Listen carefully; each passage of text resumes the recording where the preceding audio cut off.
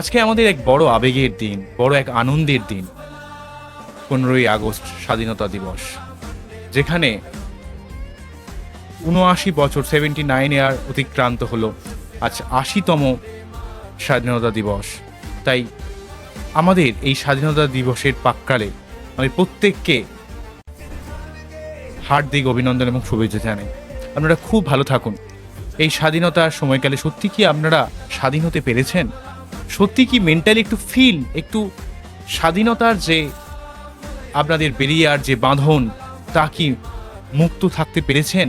তাই আপনাদের আগে নিজেদের মেন্টালি লেভেলে একটু স্থির হতে হবে, শান্ত হতে হবে, অ্যাজ ইট ইজ ভাবার ক্ষমতাকে বৃদ্ধি করতে হবে। এবং এই স্বাধীনতা পাওয়ার জন্য ইংরেজদের হাত থেকে কত ভারতীয়রা কত তাদের নিজের তরতাজা জীবনকে যে উৎসর্গ করেছিল, তার এই সময়কালে আমরা দাঁড়িয়ে আজকে যেটুকু স্বাধীন হয়েছি, যেটুকু আমরা সুখ ভোগ করছি, তাদের বীর যোদ্ধাদের কত সমর্পণ রয়েছে, কত রক্ত মিশে রয়েছে। তাই প্রকৃত এই স্বাধীনতার মাধ্যমে আমরা যারা এই স্বাধীনতার জন্য আমরণ কষ্ট করেছেন, তাদের আমরা কুর্নিশ জানাই। আপনারা খুব ভালো থাকুন, আপনাদের জীবন খুব ভালো হয়ে উঠুক। এবং সেই সঙ্গে জানাই, এই স্বাধীনতা দিবসে আপনারা যেখানে বদ্ধ হয়ে রয়েছেন, আপনাদের মন মানসিকতা যেন একটু উন্মুক্ত হয়, একটু সব কিছুতে যেন খুশির ছোঁয়া লাগে, জীবনে যেন ভালোভাবে বাঁচতে পারেন, জীবনে যেন সুখ পেতে পারেন। যেই জায়গায় আপনি বেঁধে আছেন, যেই জায়গায় আপনি বদ্ধ হয়ে আছেন, সেই জায়গাটা খুলে দিন এবং সেই জায়গায় একটু মনকে হালকা করুন।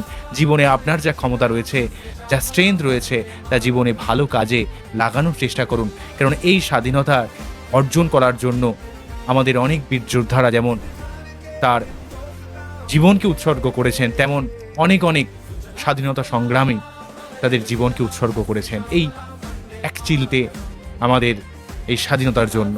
হয়তো পলিটিক্যাল প্রচুর মানুষ তার প্রকৃত সম্মান কতটুকু দেখায় তারই যথেষ্ট বিতর্ক রয়েছে, সেই কথা আজকে বলবো না।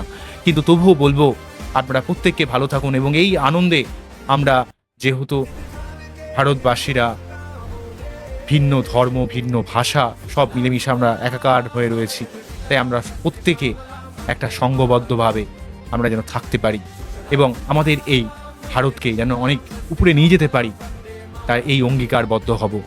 এবং আমরা যেন আমাদের নিজেদের যেটুকু ক্ষমতা রয়েছে জীবনে ভালো কিছু করার, সোশ্যাল মিডিয়াতে শুধুমাত্র সারাক্ষণ ডুবে না থেকে আমরা আমাদের এই পজিটিভ ক্ষমতাকে কিভাবে কাজে লাগিয়ে জীবনে উন্নতি করব, তার আপ্রাণ প্রয়াস আমরা চেষ্টা করব।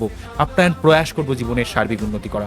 এবং অবশ্যই আমাদের আশেপাশের মানুষ কোনো বিপদে পড়লে অবশ্যই আমরা চেষ্টা করব সেই মানুষটার বিপদে সাহায্য করতে।